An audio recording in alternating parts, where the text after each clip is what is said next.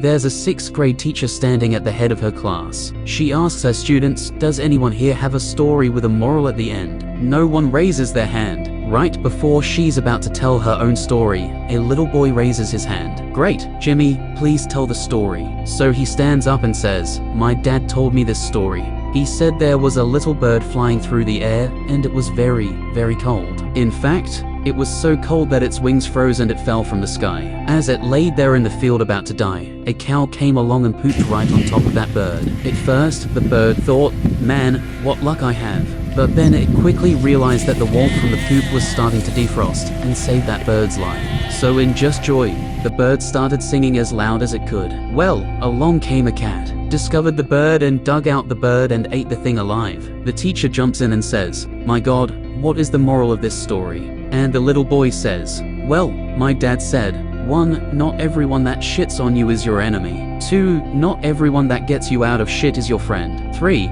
When you're in deep shit, keep your mouth shut.'"